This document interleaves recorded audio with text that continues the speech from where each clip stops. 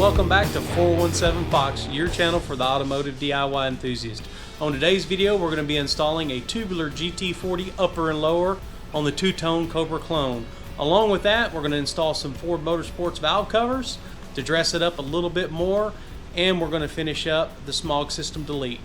And if you haven't already, make sure you smash that subscribe button and don't forget to turn on your bell notifications so you don't miss any of the upcoming exciting content. Let's get to it. Alright guys, first thing I need to do is start getting some stuff taken apart. I'm just going to get to it and get all this stuff out of here. First I'm going to go ahead and start with getting everything loose. And then I'm going to hit that fast forward button for you.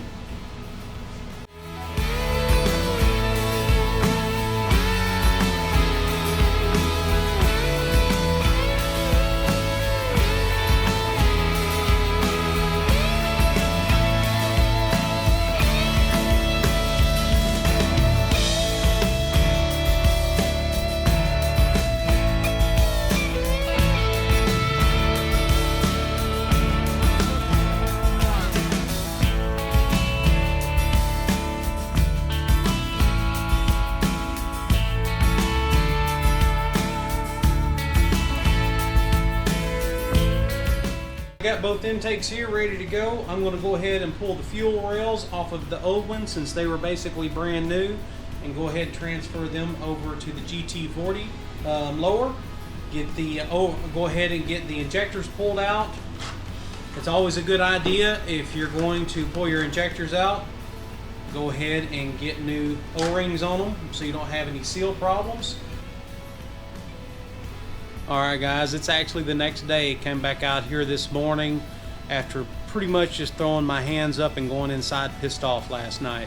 So what had happened as I was transferring everything over from the old intake to the new, of course I wanted to get the injectors out, get them all cleaned up, get new O-rings on, but the fuel rails were also brand new on the intake that was already on the Two Tone Clone. So I'm like, man, I want to go ahead and just go ahead and use those brand new fuel rails.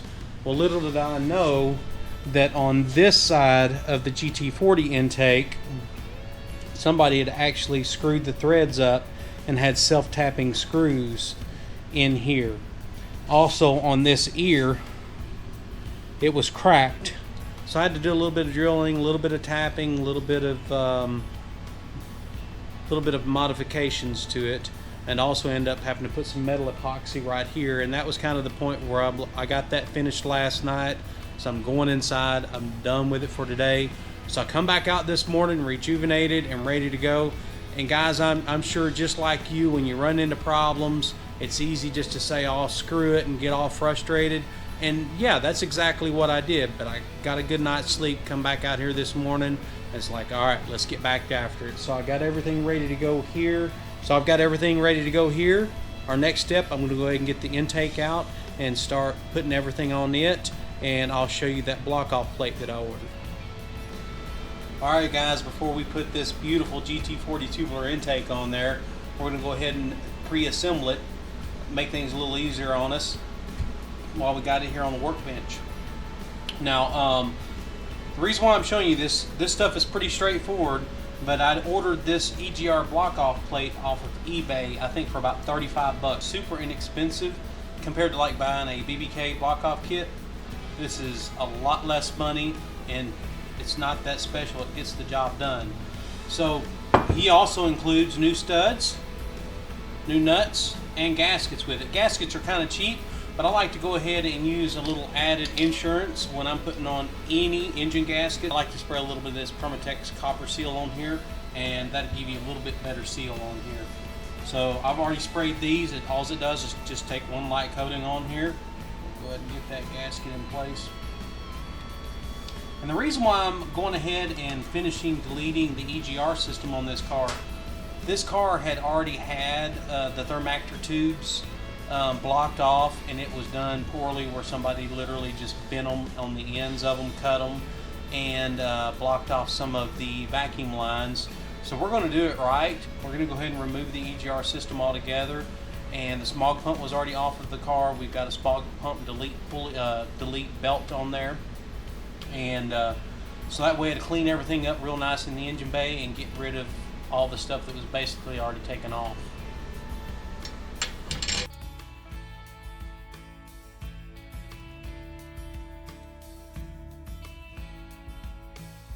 And guys, it's always a good idea, especially when you're changing any components from what's already on the car, to test fit everything.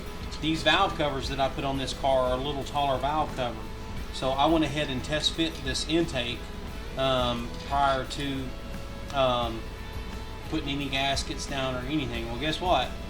Without a spacer, it will not fit. And then the intake spacer that I had, it would be too tall. So I had to order a 1/2 inch intake spacer, which should be just right and not cause us any clearance issues with the hood. So I'm gonna go ahead and get these torqued down. I'm pretty sure these call for right around 15 foot-pound of torque. I'll get those torqued down and this will be ready to go whenever I get the intake spacer in. So now we're ready to go ahead and get this intake stabbed. I want to take you through it. Alright guys, there's not much to putting these on. You've actually got alignment tabs that come off of your header gaskets that fit into these bottom tabs here on these intake gaskets. So slip those right into those tabs. That will keep these from sliding down. Put these on first.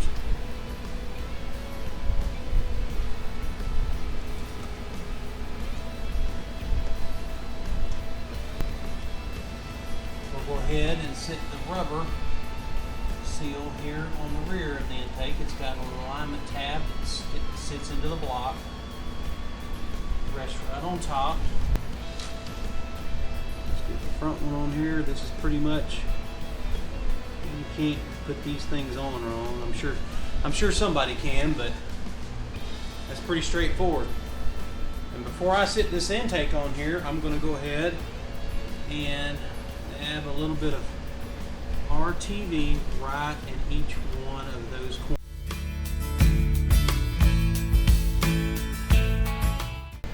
She ain't terribly heavy, but she ain't light either.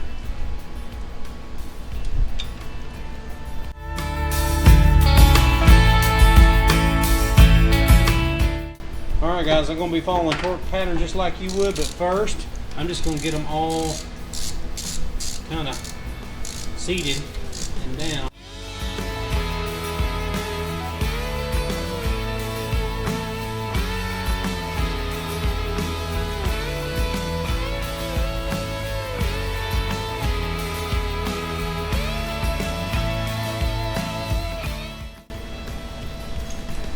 Alright, so we're going to start with 10 foot-pound following the pattern. So we're going to start with this one, go to 10.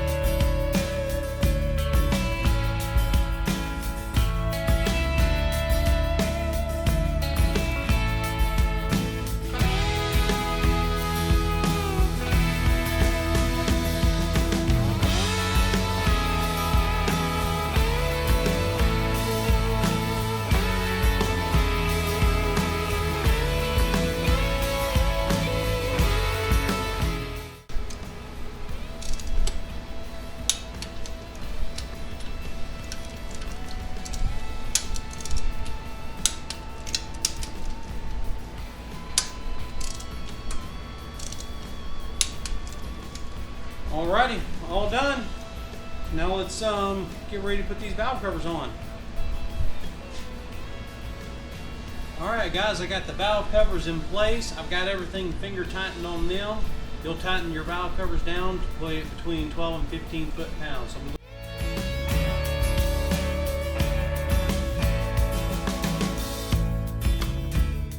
one quick tip before you put your thermostat housing back on. For example, this is an upgraded version that has the provision in it for 3/8 pipe thread for the temperature sending unit in it for our electric fans that I installed. Now what came with that was a just standard gasket, and for like $1.50 at O'Reilly's you can pick up the gasket that is self-adhesive on the back. And I'm going to tell you guys, they could have charged me $10 for it and I'd have happily paid. We'll pull that off. We'll pop our holes out here. Make sure the surface is good and clean. Already got the thermostat sitting in there, and we'll get this position on there just right.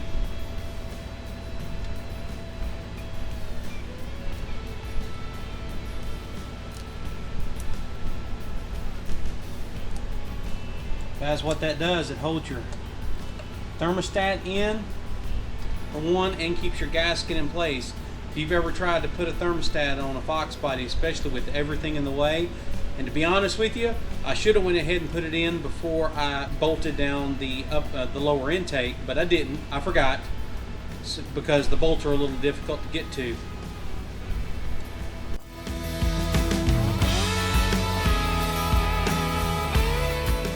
It's been probably a week since I've worked on this GT40 Tubular intake install, but now it's time to get back at it. I realized when I was test fitting the tubular intake that the spacer I had, we were going to have hood clearance issues, and that was a 1-inch spacer. Even though this car has a 2-inch cowl hood, it actually doesn't have any additional clearance. It's all about the look. So what I had to do was order a 1/2-inch intake spacer. Well, usually I can have this stuff in a couple of days, but it got hung up in shipping. But now it's time to get back at it. Alright guys, I'm going to go ahead and I've coated these with copper gasket sealant to help them be a little more sticky and make them seal just a little bit better. Get it turned the right way. We'll go ahead and get the spacer on first.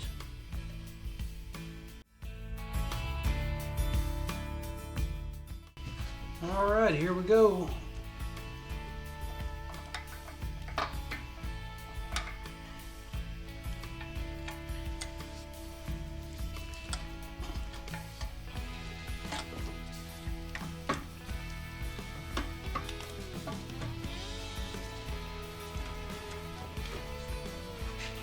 I'm going to set my torque wrench to about 15 pounds. 15 to 18 pounds is what this calls for.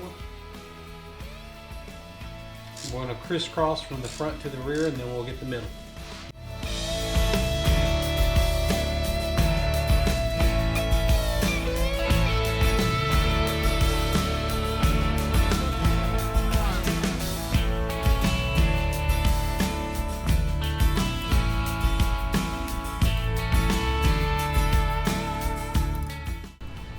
What's up guys? Where I last left you off at was I just finished bolting down the tubular GT40 intake, and little did I know I forgot something. And as we all know, when we're working on cars, things do not always go as planned. I got the intake on, started buttoning everything up, was going to hook up the vacuum lines, and I did not hook up the positive crankcase ventilation or the PCV valve fitting on the intake. So what does that mean? I got to pull it back off. So I pulled it back off, installed the fitting, and go to put it back on, and I noticed it was going to be really close clearance between these tall valve covers, those Ford Motorsports valve covers that we put on it, with the 1/2-inch spacer. But the problem is, with this hood that's going on this car, I really couldn't go more than a 1/2-inch spacer for the intake. So okay, I thought I was good though. I thought I was clear. I started torquing down the intake again, and I heard a crack. Yep, I made a pretty big mistake. Let me show you.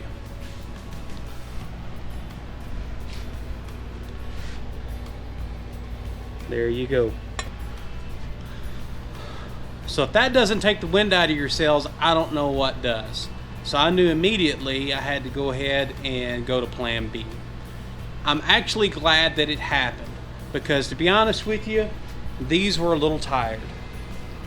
So I took the original valve covers off this car, cleaned them up, sanded them, prepped them. Sorry I didn't video all that. I was at the point at that stage that it was just go time. And now I've painted these valve covers to match this beautiful GT40 intake. Take a look. Guys, I am glad that that happened. I am totally glad. So what we're going to do is we're going to pick back up where we left off.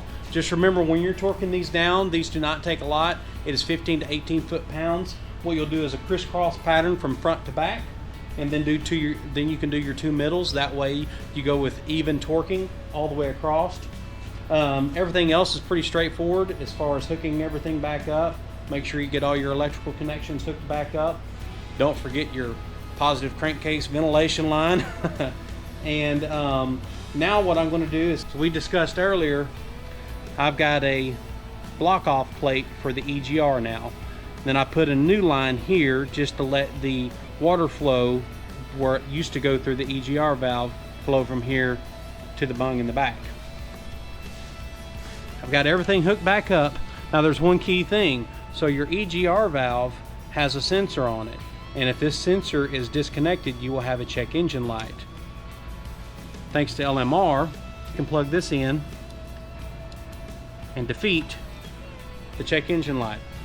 So guys, the only thing I really have left to do on here is button everything up, get our salt and pepper connections tidied up back here in the back, get our air intake back on here, a couple little things to button up. But other than that, once I get everything buttoned back up, I'm going to go to Brutal's video. And let me tell you, Brutal probably has the best video out there on resetting your TPMS, your throttle positioning sensor. So if you haven't had a chance to go to Brutal's page and look up his throttle positioning sensor reset, base idle reset video, it's a fantastic video, and there's no need in me going over that. As a matter of fact, I'll probably pull his video up and refresh myself. And once I get the car started back up, I will go ahead and do the base idle reset on it, and then it should be good. We'll be ready to go. Alright guys, I don't think it'd be fitting if I was getting ready to wrap this video up if I didn't put the centerpiece of this intake on here.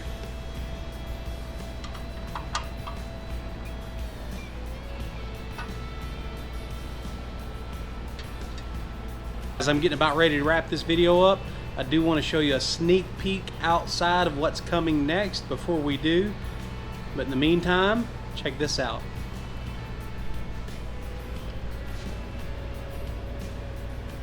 It may have been a tough road to get there, but the intake is finally on. I still have a few things to button up, but hey, we got it done. So come on outside with me. I'm going to show you a sneak peek to the next video.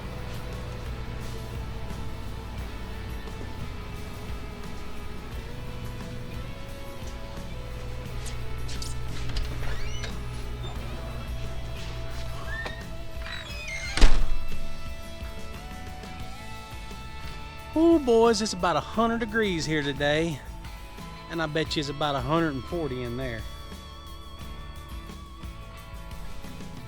What do you think? Got a few things I'm gonna finish up on this tonight when it gets cooler, get some of the lighting finished up in it so I can work in the evening. Guys, I'm gonna tell you, I've already done a little bit of a test, and the airflow in this thing is amazing. It's gonna do a fantastic job getting ready to paint this Two Tone Cobra Clone. So what I'm going to do now, I'm going to wrap this video up, and I will see you guys on the next one, which is probably going to be at least a 3-part series on how to build this, materials list, everything, and then we're going to be painting the car in it. I'll see you on the next ones.